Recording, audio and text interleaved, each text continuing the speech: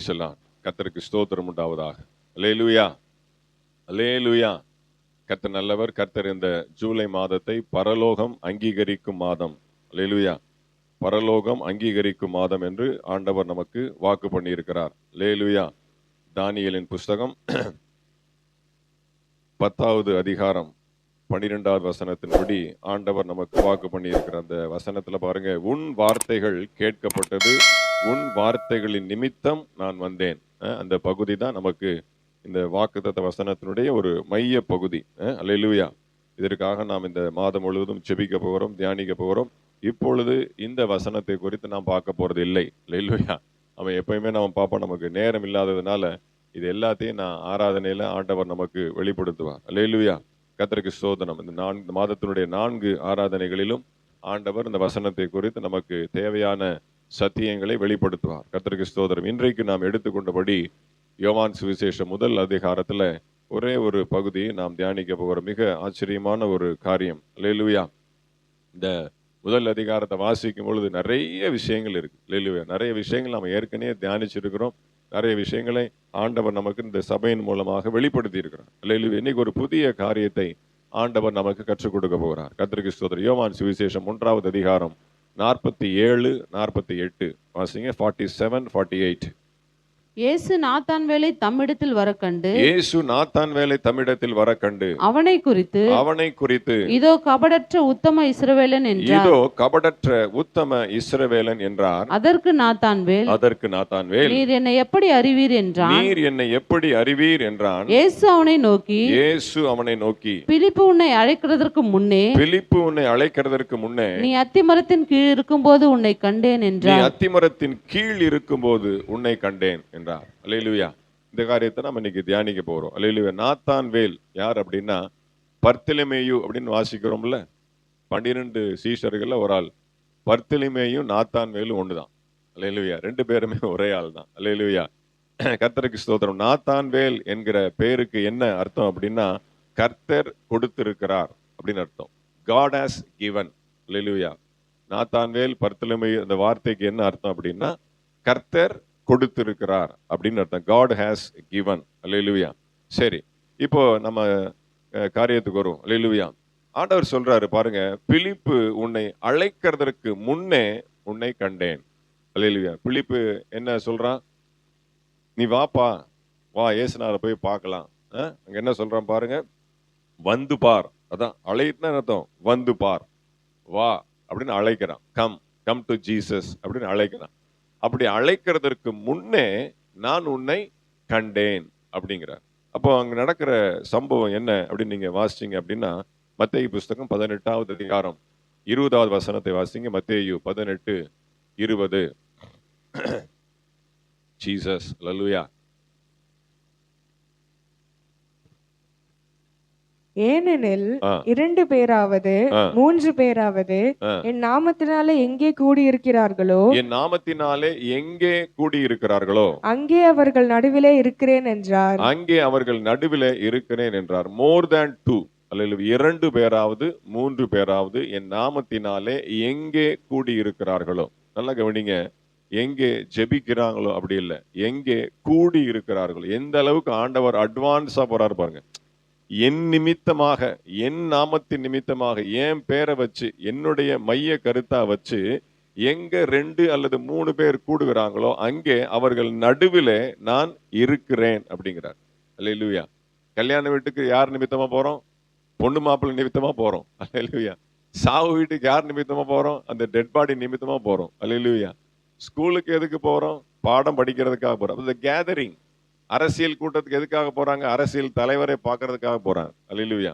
ஒவ்வொரு கேதரிங், ஒவ்வொரு கூடுகையும் ஒரு காரியத்தை மையமாக வைத்து நாம் என்ன பண்றோம்?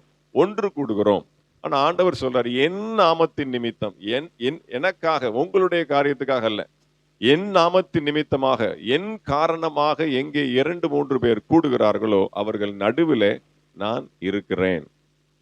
கூடி ஜெபிக்கிறாங்களோ அல்ல, அது இன்னொரு வசனத்துல வருது.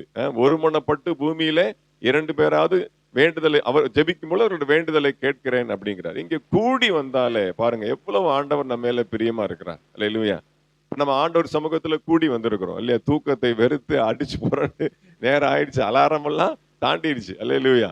அப்போ ஆண்டவர் சமூகத்துல நம்ம என்ன பண்றோம்? அவருடைய நாமத்தின் நிமித்தம் ஒரு வைராக்கியமாக நாம் கூடி வந்திருக்கிறோம். அதான் தானியேலுக்கு ஆண்டவர் வாக்கு பண்ணுகிறார், முதல் நாள் துவக்கி உன் ஜெபம் கேட்கப்பட்டது. அல்லேலூயா. நீ என் நிமித்தமாக நீ என்ன பண்ணியிருக்கிற?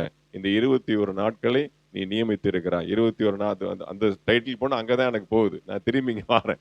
நிறைய விஷயங்கள் இருக்கு. அல்லேலூயா. வாசிங்க மல்கியா புஸ்தகம் 3வது அதிகாரம் 16வது வசனம். மல்கியா 3:16. சீக்கிரம். அப்பொழுது ஆ. கர்த்தருக்கு பயந்தவர்கள் ஒருவரோடு ஒருவர் பேசிக் கொள்வார்கள். கர்த்தர் கவனித்து கேட்பார். கர்த்தருக்கு பயந்தவர்களுக்காகவும் அவருடைய நாமத்தை தியானிக்கிறவர்களுக்காகவும்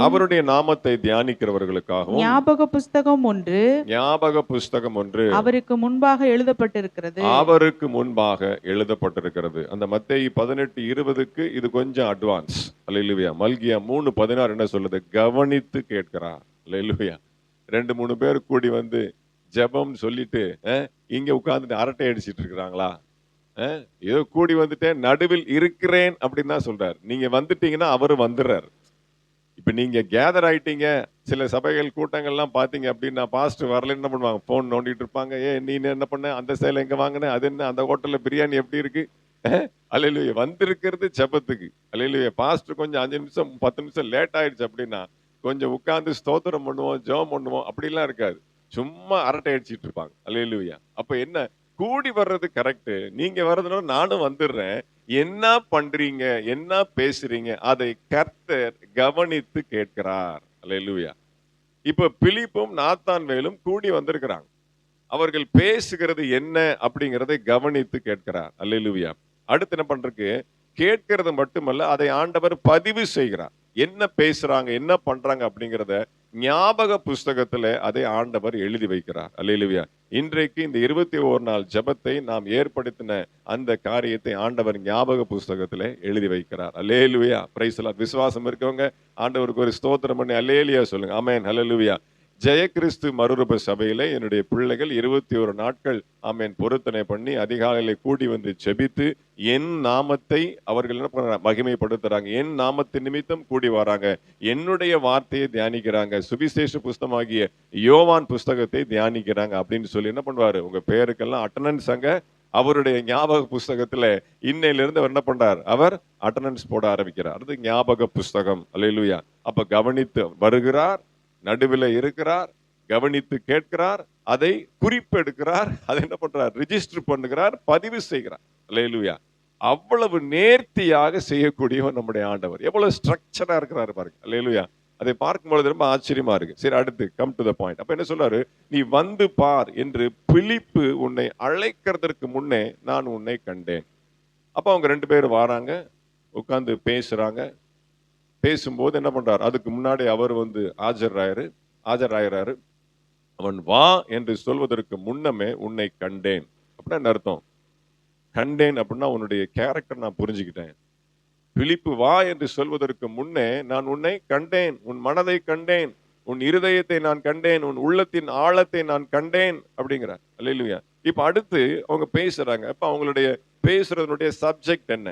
சப்ஜெக்ட் ஆஃப் டிஸ்கஷன் என்ன அப்படின்னா ஆரிஜின் ஆஃப் மெசியா. இயேசு கிறிஸ்துனுடைய அந்த பூர்வீகம் என்ன? இயேசு எங்க இருந்து வருவார்? மேசியா எங்கே இருந்து வருவார்? உலகத்தின் ரட்சகர், உலக மீட்பர் மேசியா எங்கே இருந்து வருவார் அப்படிங்கறது அவங்களுடைய டாபிக். அவங்களுடைய டிஸ்கஷனுடைய டாபிக் என்ன? இயேசு மேசியா எங்கே இருந்து வருவார் அப்படிங்கறதான். அதற்கு பைபிள் என்ன சொல்லுகிறது அப்படின்னா அவர் பெத்லகேமில் இருந்து வருவார். அல்லேலூயா. பெத்லகேமில் இருந்து உன்னுடைய பிரபு சிறிய பட்டணமாகிய யூதாவின் பட்டணமாகிய பெத்லகேமில் இருந்து இயேசு வருவார் என்று வேதம் சொல்லுகிறது. அதுதான் என்னது? தெரியும். யாருக்கு? நாத்தான்வேலுக்கு தெரியும். ஆனால் பிலிப்பு என்ன சொல்லுகிறான்? நாசரேத்து ஊரானாகிய இயேசு அப்படிங்கிறான்.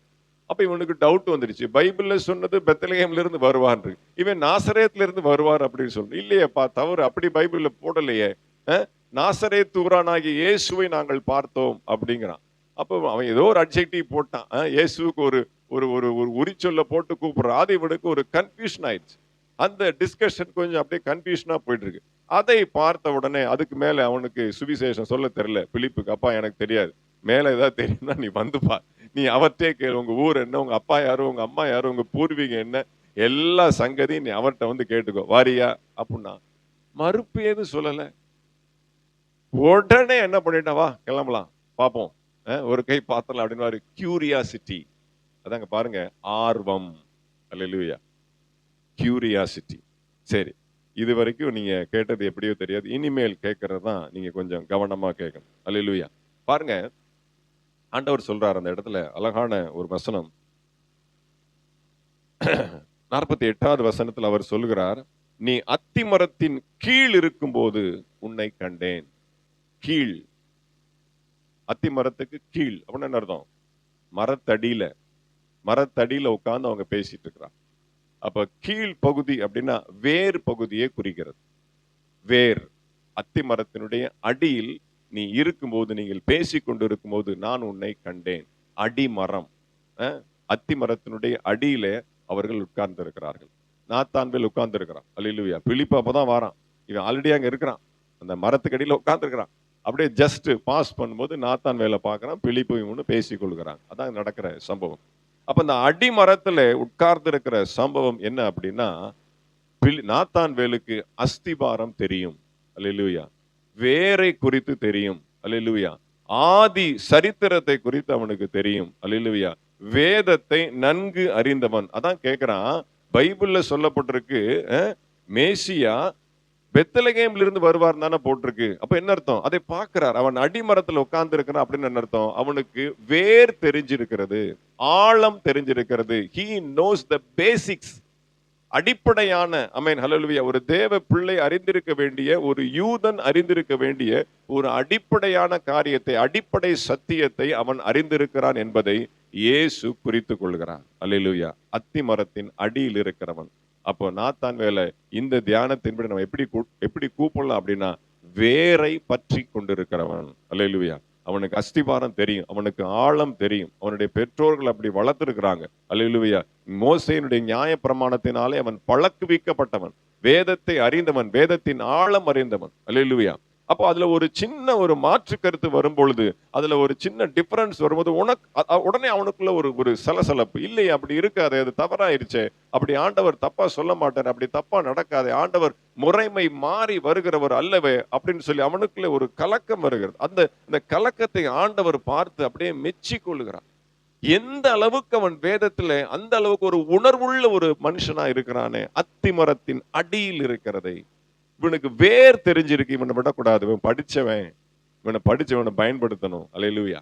உடனே ஆண்டவர் அவனை செலக்ட் பண்ணி ஒரு சீஷர், 12 சீஷனை ஒரு ஆள் ஆக்கிறார். அல்லேலூயா.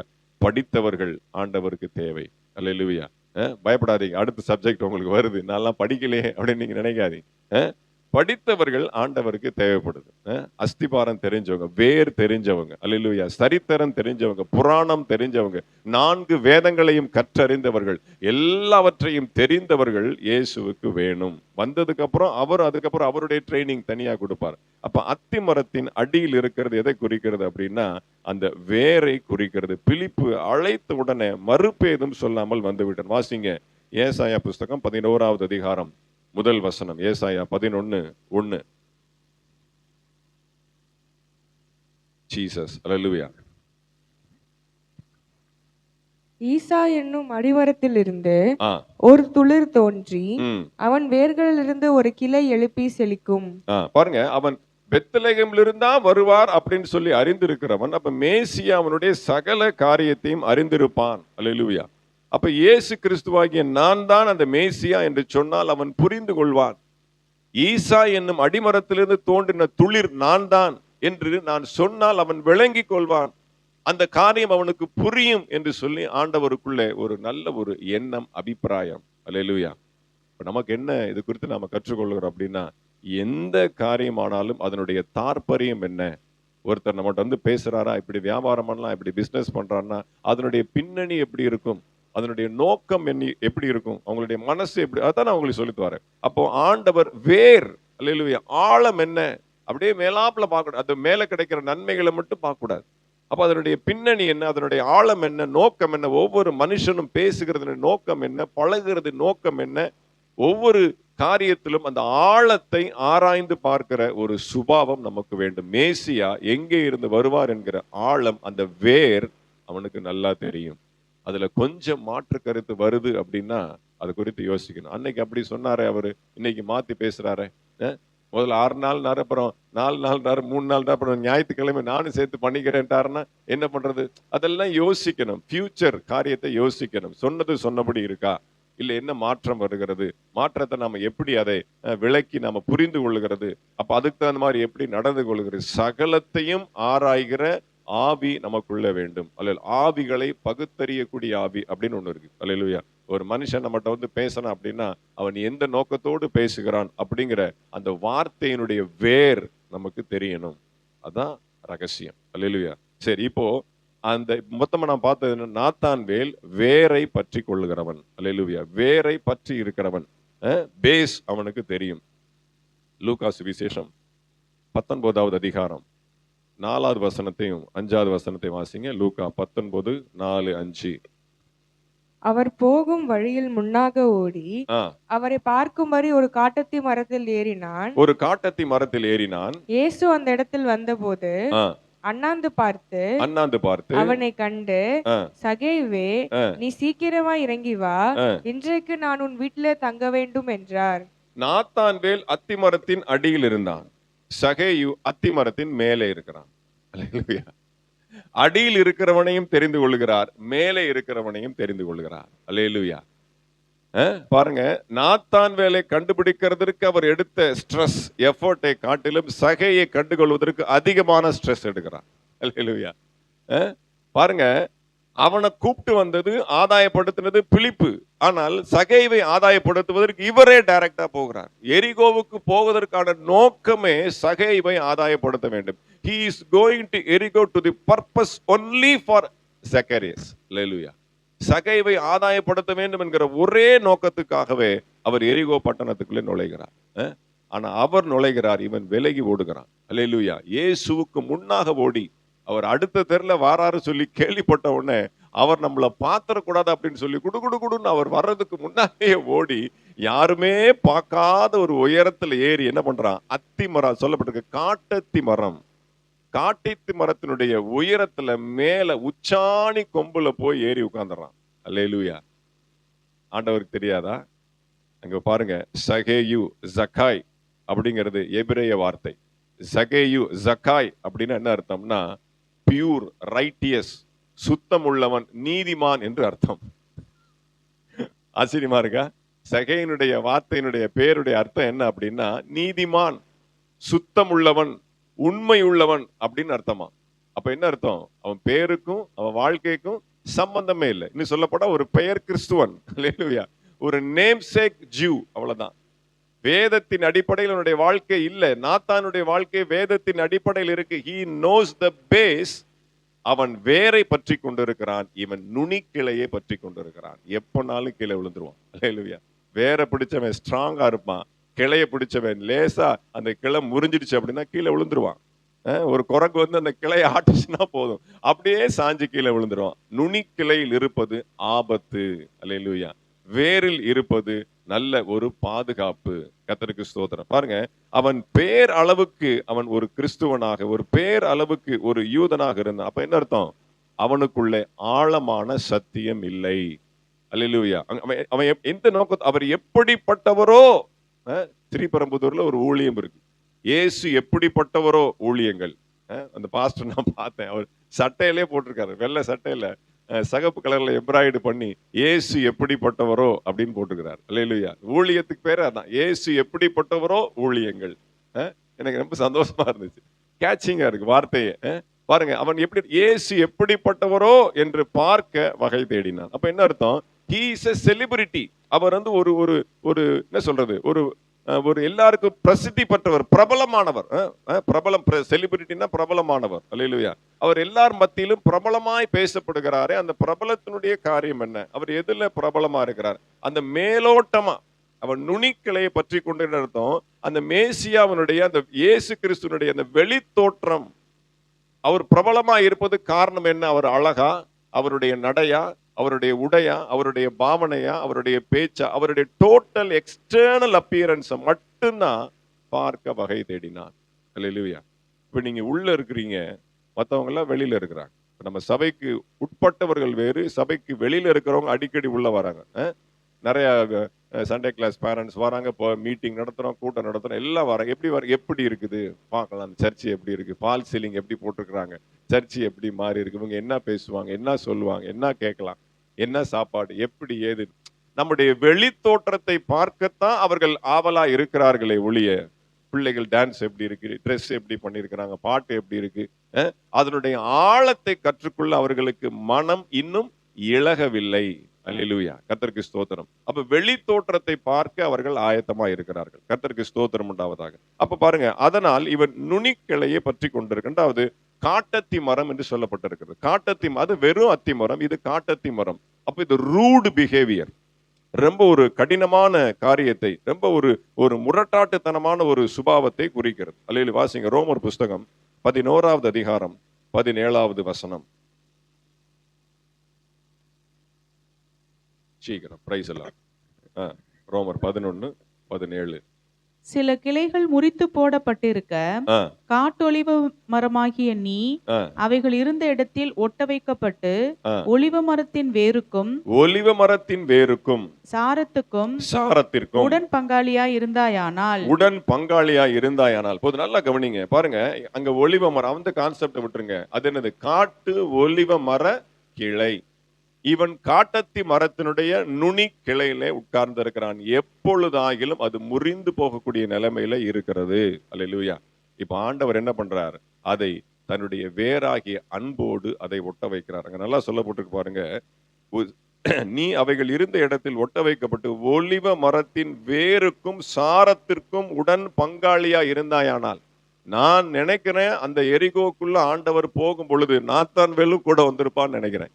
சீசர் தானே, அவனும் கூட வந்திருக்கிறதுக்கு வாய்ப்பு இருக்கு. அப்போ கிளையை பற்றி கொண்டு இருக்கிறவனை வேர் பற்றி கொண்டு இருக்கிறவனோடு ஒன்றாக இணைக்கிறார். அங்கதாங்க சொல்லப்பட்டிருக்கு பாருங்க, அந்த ஒலிவ மரத்தின் வேருக்கும் சாரத்திற்கும் உடன் பங்காளியாக மாற்றுகிறார்.